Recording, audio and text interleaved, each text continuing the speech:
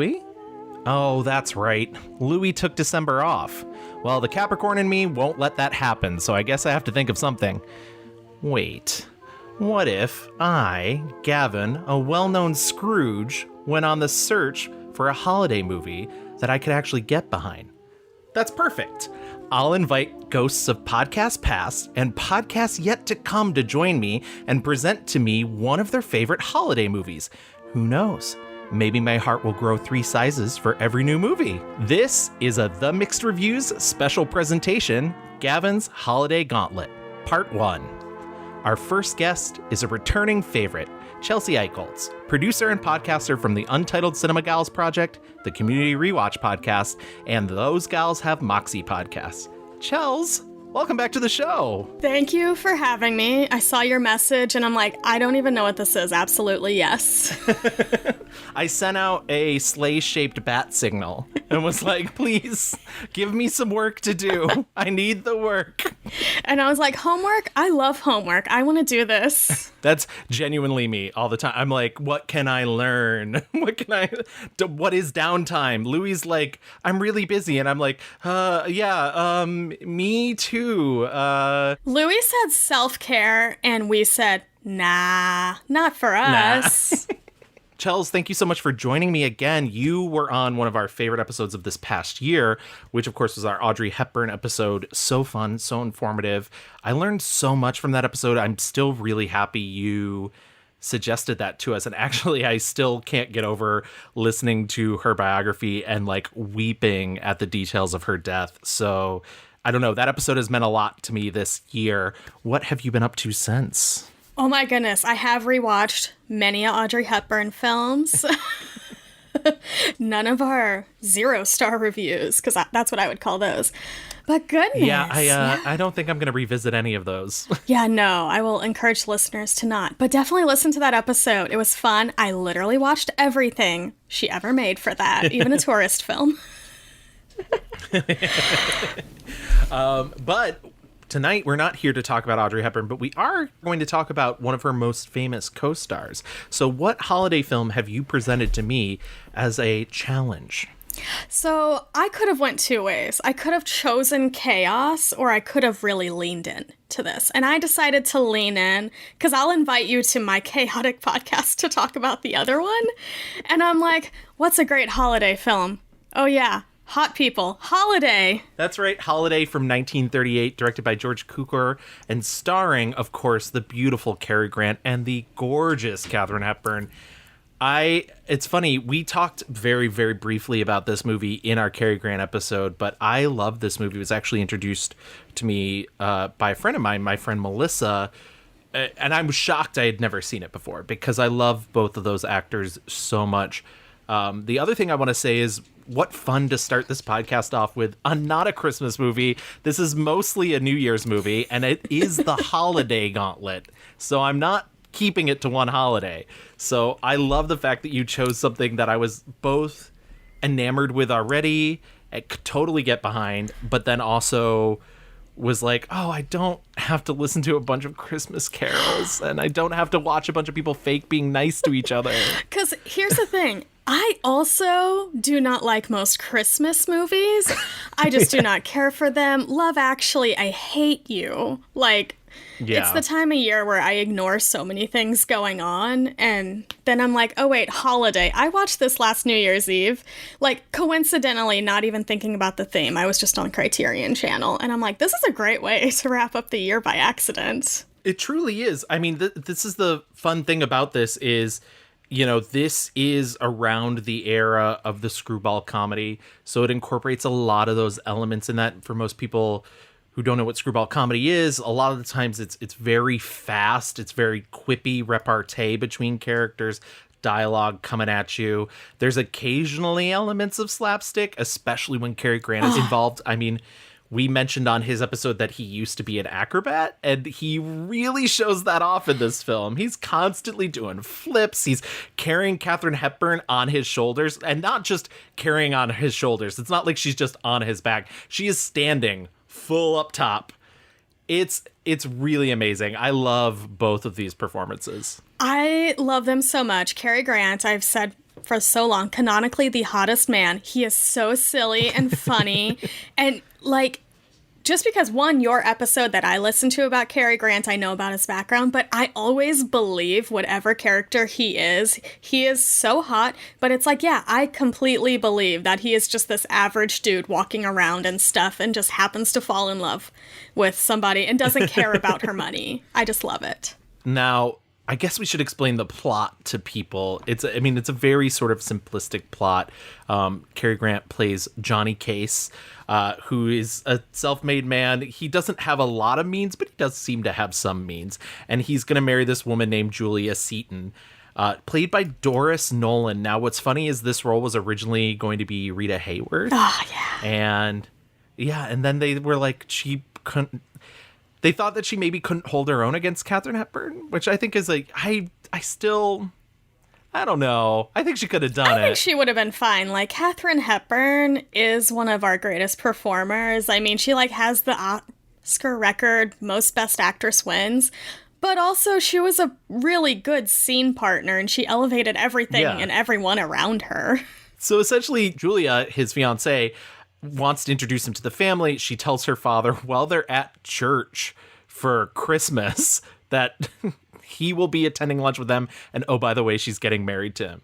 Her father's a very rich man. She also has an older sister who's played by Katharine Hepburn, who's sort of no nonsense, free spirit. And they have a younger brother, Ned Jr., who is an alcoholic and maybe queer coded. But also so handsome.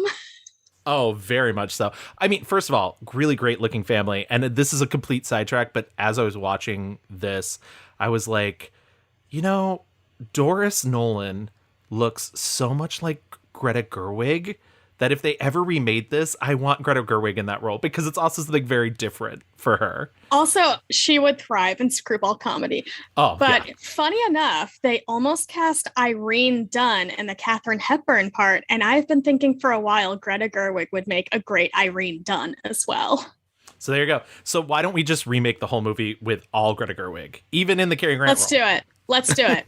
She's hot enough. I believe in her. Chaos ensues from there. Her father doesn't think Johnny's good enough. Her brother's sort of ambivalent. And the older sister, Linda, who's Katharine Hepburn's character, starts to fall in love with Johnny, even though she doesn't want to admit it. As the movie goes on, you sort of learn that Julia herself is maybe a little too high society for Johnny, maybe cares for too much of the finer stuff in life. And Johnny's not that person. He would gladly turn his back on the wealth in order to just be with the woman who loves him. And of course, that woman's actually Linda. So that's, the very Cliff Notes version. Most of this movie takes place on New Year's Eve. There's a big New Year's Eve party that is also the sort of coming out party for Julia and Johnny as an engaged couple. But Johnny doesn't spend most of the time at the party. He finds both Linda and two of his friends from his non-upper class life having a mini party in the old music room. And most of the film takes place there, actually. This was based on a play. Obviously, there's a reason that most things take place in one room. It makes it much easier for staging. But this is also not the first time this movie was made. Nope, not indeed. So 1930, this film was made by Edward H. Griffith. It was a pre-code movie. It starred most people remember Mary Astor. Mary Astor was Julia. She was the, whatever you call it, the materialistic sister who they're engaged at first. And then actually Anne Harding played Linda. And I had to watch this film for my dear Kevin Jacobson's Oscar runner-up Best Actress thing because Anne Harding was nominated for an Oscar for this role. And I ranked her last because I was so bored. Wow. I will say, so when I had no idea that this movie was a remake, which is funny. I guess I just lacked that part of research. But when you first mentioned it to me, you'd mentioned you'd seen the original. So I went out of my way to watch the original because it's also like an hour and a half and they're both on the same Criterion disc. And the one thing I will say is it's, contrasting and comparing. I think the problem is the original is directed like a drama. And so... Yeah. So there's not a lot of that room for the comedy. There isn't. It's also very early sound. And like when I was researching for Kevin's podcast, I found that Anne Harding was hired because of her diction. And people like to have her in films because she could speak clearly for the mics because they were still really trying to figure out sound then. And I think the biggest problem with that film isn't really the actresses. I think the lead male is just such a wet blanket. I was the only child, and I wasn't in a position to be of much help. My mother died the May before my 16th birthday. How sad. Yes, it was sad. I hadn't any connections except for an uncle in Wilmington who was in the roofing business. He wasn't much good, though. Was inclined to get drunk. Still is. We've got an uncle like that. That's literally what I was going to go for. Robert Ames, who plays Johnny Case, is certainly no Cary Grant. Oh my goodness. And it's so unfair to go from this very boring, like, I could not pick him out of a lineup, and I watched this movie less than 6 months ago, and then it's Cary Grant. I watched this movie a week ago. I have no idea what this man looks like. Yeah, I have very little memory of the film, and I'm like, I watched this, like, off of the Criterion. I was glad when Kevin was like, I'm having you on this podcast. I know you have this Criterion. Look inside of it, because the film is so hard to find. Like, you cannot find it anywhere else. But I will say also, I will give Anne Harding this. I think she's very good at doing something different than Katharine Hepburn is doing. But once again, she's one of the only standouts in it. But the original has Hedda Hopper in it and everything, but once again it's just those like dead spaces.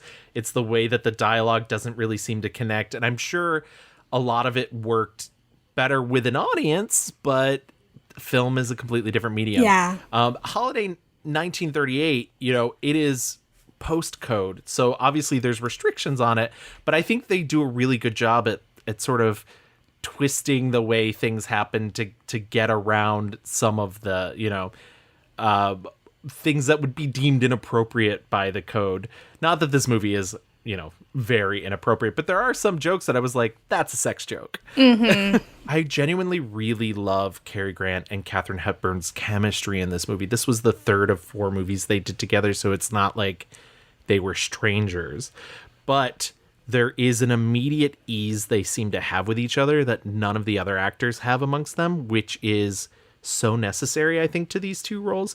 And also, I think what's funny is the biggest change that I think Katharine Hepburn plays with Linda than in the original is Linda seems to know who she is from the very moment of the first time you see her in the 1930 version, where in this version, I think Linda is aware of who she is, but she's not necessarily aware of what she wants, and everyone else is. And that's a really funny thing to put into a movie, because it's very clear how much her and Johnny are the perfect pair to everyone, including the audience. But she just keeps trying to be like, I gotta get Johnny back. I gotta get Johnny back with my sister. I gotta get him in here. And it's very funny to me that, like, she can't see it. And it's this weird selfless quality that, like, she just really cares so much for her sister because she wants her siblings to have that, like, core familial bond they had when their mother was alive, because their father is just materialistic and stuff.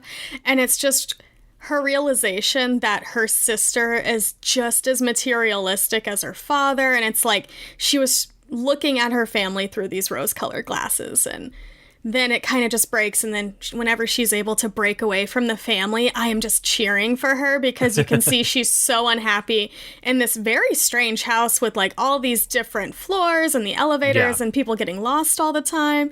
And it's just like, oh, she's finally out of that house. Let's let her free. And I love it. And I love how instantly she connects with his friends. Now, there's this whole great scene with his friends, Professor Nick Potter and Susan Potter. They're also his roommates, seemingly. He seems to live with them. Does he He not? like crashes. He's like, I'm just back from holiday. Here's my stuff. He makes like the comment, I don't have time to go back to my place. And I'm like, but you have time to go to theirs, sir. Yeah. I'm curious. Exactly. And so they're invited to the party. They get lost. They're the ones who first run into Katharine Hepburn in the music room. And they're entertaining her. And I love the fact that Katharine Hepburn's character is so congenial and so at ease with these strangers that none of them stop to even go look for Johnny at all. and that like she recognizes Susan Potter as a lecturer. Yes. And stuff. Yes. And invites her because she was like impressed with this woman and stuff. And it's very different because like professors, like they still do not make a lot of money and stuff. So it's just like the immediate welcome and respect she's giving to all these people who are just kind of seen as a lower class to her other family. It's like kind of nice to see that, and there's like no shame or anything, even though this whole film is about money and shame and family. You're Susan Elliott. Yes, my married name is Potter. No, but you lectured once at our school. I'm Linda Seaton. You're not? Yes. Johnny said her name was Julia. Oh, but Julia's my younger sister. Do you know Johnny? Oh, for years. Well, I'm glad to see you. Come in. Who's that? That's my husband, Nick Potter. Oh, you can come in, too. Close the door. So this film is about 6 years post the Great Depression. The Great Depression ended in March of 1933. The original film came out in 1930. So people didn't really see the original film, and Johnny's sort of rejection of this wealth, rejection of the job. Essentially, he gets offered a job by their father, and he's like, no, I'm not going to take it. And, you know, that in 1930 wouldn't have as big of an impact as it does in 1938.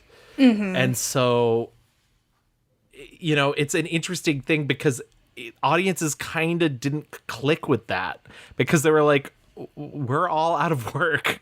Like, yeah, why is it's like you're refusing a banker job, like a very cushy, like Katharine Hepburn calls it, a clock watcher job.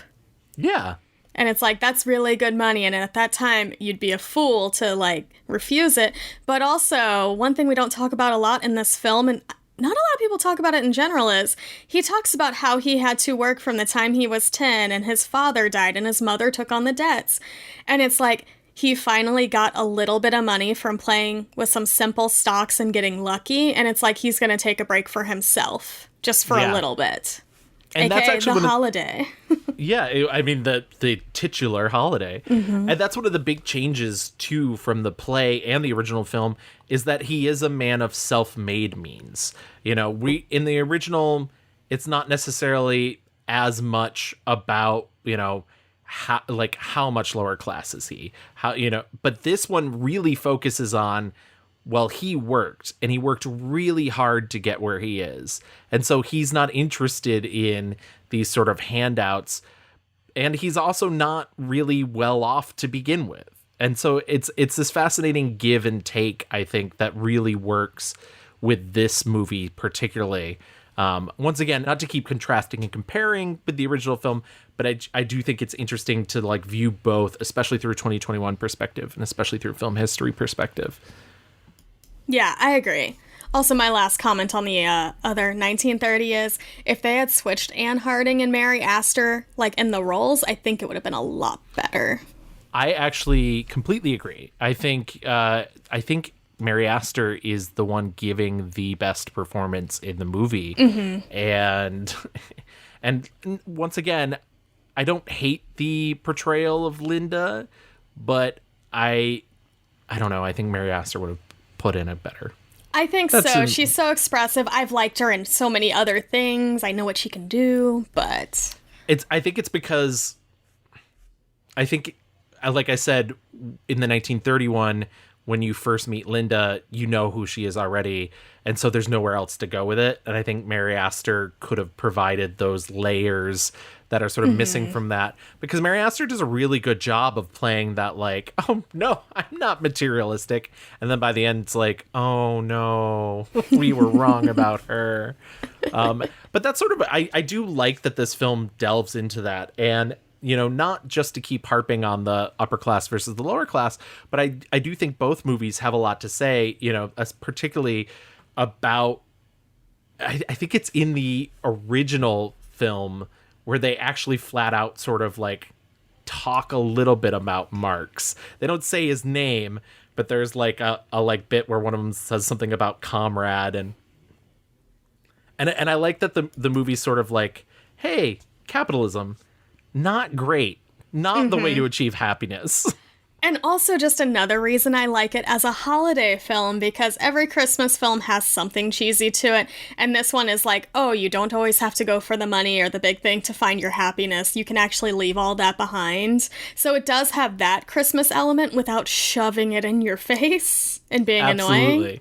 Now, just to pivot real quick, the chemistry, once again, between Katharine Hepburn and Cary Grant.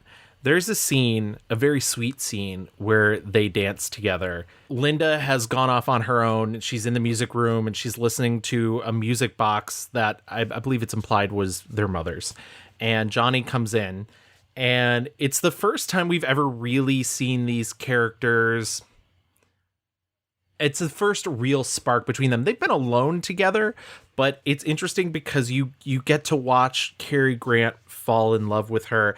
And at the same time, you get to realize, because she's lying to herself, that she's in love with him. And it's a great moment where, he says the lines, there's a grand conspiracy against us. They won't give you time to live, and they won't give me time to think. There's a conspiracy against you and me, child. What's that? A vested interest. I know. They won't let you have any fun, and they won't give you time to think. I suppose, like the great fathead you are, you told Father all your little hopes and dreams. Pretty disappointing. Bad enough. Poor boy. Hey, what about your own evening? Not so hard either. Poor girl. Of course, they may be right. Don't you believe it. I don't know, they seem so awfully sure. It's still your ride, isn't it? You know where you want to go, don't you? I thought I did. So did I. Pathetic, wasn't it? All my fuss and fury over anything as unimportant as this party. Maybe it is important. Well, if it is, I'm not, and I guess that's the answer. Linda, you're so sweet. Thanks. That's enough.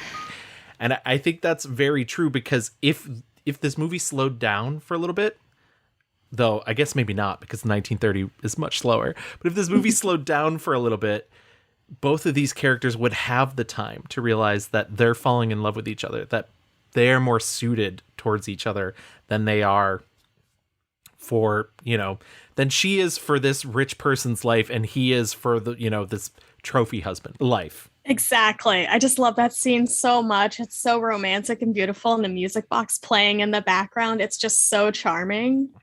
And watching them dance, it's so funny because they don't really spend a ton of time looking at each other in that scene. They're both sort of looking over each other's shoulder. But it's the comfort of knowing that they're there together that makes it so they're able to sort of let down their own defenses. She says something along the lines of, you fathead, you probably told Father all your hopes and dreams. And it's such a telling statement, because she knows that being from a wealthy family, they can buy whatever they think would keep them happy. And so she's worried about Johnny being treated like a possession, and she knows that's not what he wants, and certainly it's not what she's wanted out of her life. And we've seen even the children being treated as possessions, because you look at the son, played by Lou Ayres, who I love, and he's just told by his father, I need you to stay until 6 o'clock at work. And he's like, but I have nothing to do after 3 o'clock. And he's like, it's for appearances. And you just see that it's all fake, and it's all so constructed, and it's the littlest thing. And whenever she talks about the hopes and dreams, I am just like, that is so heartbreaking, because that's exactly what he did he went in trying to be so genuine and earnest, and it's like he just got crushed by capitalism. Yeah, it's a really beautiful movie. I'm glad that you gave me the opportunity to revisit this because it's so sweet and so funny. And maybe I've hopefully gotten that across that this is a comedy. I mean, this has so many absolutely funny moments. Funny. And it's so heartfelt and romantic. I love a good rom-com. We don't get good rom-coms with like actors that have chemistry anymore. Not really. We really don't. Like, I say that as a blanket statement. There's usually a couple, but it's just, we don't get it like this. Yeah, I fully understand what you're saying because everybody seems to be in tune on the same wavelength about what movie they're making. And they seem really, I don't know, really working together. There's no weak link in this cast. And it's so funny because Edward Everett Horton, who plays Nick Potter, who is Cary Grant's friend, who is this professor, plays that same role in the 1930 version. And he's so good in that one too. He's like my other favorite actor besides Mary Astor. I'm like, oh, he actually understood the assignment. Well, that's the thing, but he's not doing the same thing. And obviously the role is very rewritten because he has this so rewritten, like, and it has so much more life to it in a weird way. So yeah. And then I just love that, like, everybody knows what's happening, but Katharine Hepburn was the understudy in the original Broadway cast. She only got to do the performance like one time, but like it's already something she knew and it was in her. And I'm like, I'm so glad she got to actually put it out into the world in this beautiful way. Now, we at the Mixed Reviews have not done a Katharine Hepburn episode, but this famously was a period of time in which Katharine Hepburn was considered box office poison. She'd been receiving a bunch of negative, reviews and negative publicity. And it's funny because the studio boss, Harry Cohn, told them he was going to put out an ad in Variety saying, "What's wrong with Katharine Hepburn?" And Katharine Hepburn shot back, "Look out, they may tell you." so they didn't do that, but I always think that's really funny. Like, she is somebody who always knew who she was, and I think that really extended itself to, not just all the characters she played, but specifically this character who is so self-assured. But I think it's also really impressive to say that she's able to pull off this character who is confident and strong and like willing to stand up for herself, but also is in denial enough to not realize that what she wants is right in front of her. And obviously, like, this man is engaged to her sister, so yeah, there's a taboo quality to it. But they dated for like 2 weeks, so yeah, it's fine. Exactly. It's fine in my eyes and stuff. But it also seems pretty clear when you watch them that they're just not meant for each other, And once again, everybody's firing on all cylinders, so it's not like either it's not the performances. They're playing everything to the right tee. They're just not the right fit for each other. Mm-hmm. Again, I do wish there was a version of this with Irene Dunne as well, because The Awful Truth is genuinely one of my favorite movies. I think it's probably my favorite Cary Grant role that he's done. Yeah. So it's kind of like how there's a play and everybody does a role and you can have so many versions of the play. I want that for film where I can have 100 different versions of the same film, but with different actors and different interpretations and adaptations. I fully get that. I mean, it's one of those things where obviously remakes were much more prevalent back in the day in a way that didn't seem to annoy people because we didn't have home media or any sort of thing like that. So when a movie left the theater, unless somebody was willing to revive it, wasn't there anymore. Disappears. And now, when we get remakes, people are kind of like, oh, why do we need that? But it's the same sort of thing with like you just mentioned, like theater, like musicals are like opera, where people do remounts, reimaginings, revivals, and people don't bat an eyelash at that. Yeah. So it would only make sense. Like, maybe sometimes you do need to bring something back. I think it's fine. Like, yes, we are in a culture where franchise and IP is super annoying, but sometimes you get a remake and it's actually really, really good and it actually improves upon stuff, or you just get a different interpretation and it's also fun. So. Absolutely.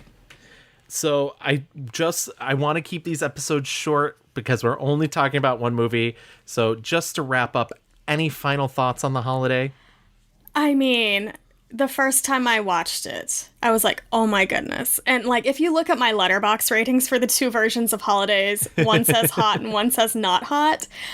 It's just such a great film. It's an hour and a half of your time. It's an easy watch. It's so much fun. Just go watch everything Cary Grant is doing. Go watch Bringing Up Baby. It came out the same year. That is just like chaotic though. Like that is just, Katharine Hepburn is on one. But yeah, I enjoy the heck out of this film so much. And that's all I got. It's just fun. It's nice. I love romance. It's funny because she is such a force of nature. Truly, Katharine Hepburn is genuinely a force. And it can be harnessed for good or great or just chaotic. And I love Bringing Up Baby, but Bringing Up Baby is her at her most chaotic. Oh my goodness. It's like that woman just dived into chaos and just brought it to the world. It was the first time we saw real chaos cinema. And I will just throw it out there. Just Google the photo of Katharine Hepburn where it says, "Go away." Like, I think it's even like my Facebook header. I have it on there. It's just like, please go away or something. It is so funny just how much she did not care about the Hollywood system and how much she was just like, no, leave me alone. And like, she was a very salty woman. She was very fun, like, liked to challenge people and poke fun at them just to like see if they would challenge her back. She had a lot of games, but I think she's great. She's such a fun scene partner. I wish we had more Katharine Hepburns. They say we have Frances McDormand and stuff, and I'm like, that's like a different flavor of chaos, but Frances still plays the game. I want more not giving a shit. That's a great solid point. And I guess to close out on a rumination of what makes Holiday such a great holiday themed movie is, listen, New Year's, it's all about a time for change, a time for new ventures in life. And what could be more adventurous than stealing your sister's fiance and going off to live a life of average means with him? Who amongst us hasn't, you know? I know, genuinely. Let he who hasn't cast the first stone. It's what I always say. But Chels, thank you so much for joining me on the first episode of Gavin's Holiday Gauntlet. Can you tell people where to find you and plug anything that you want? You absolutely have as much time in the world as you need. Oh, goodness. I'm Chels725 on Twitter and Letterboxd. I always just recommend reading my Letterboxd reviews because, much like Katharine Hepburn, they are pure chaos. And then I think they're great literature. That's my opinion. Literature, you know, Pulitzer, come for me. With a capital L. And then other things I've done, Untitled Cinema Gals podcast. Eventually I'll drop some more episodes. We might have Gavin on for a Christmas one if I can get my act together. Who's to say? Go listen to my Audrey Hepburn episode. I'm oddly proud because I did the homework. I did it so well. And then, yeah, go listen to me talk about holidays some more on Kevin Jacobson's podcast. I also talk about Marlene Dietrich a lot in Morocco because she was also nominated for that, and she is hot. I was going to say, talk about hot. Oh my, this is not a Marlena episode, but woo, hot. Thank you once again, Chels, so much for joining me. Thanks for having me. Oh, no problem. Everyone, I hope you're having a happy holiday season, and I'll be back in just a few with part 2. Thank you for listening to this The Mixed Reviews special presentation.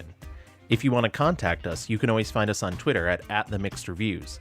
You can find us on Facebook, just search The Mixed Reviews. You can always contact us by our email, reviewsmixed@gmail.com. Feel free to check out our Instagram @the_mixed_reviews. And if you want to continue listening to the rest of our episodes, subscribe on any major podcast app. We're on Spotify, Stitcher, Google, Apple, Audible, Amazon. And if you do listen to us on Apple or Audible, stop by, leave us a 5-star rating, and write a little review. We'll read it on the show. Once again, thank you for listening, and I hope you're having a happy holiday.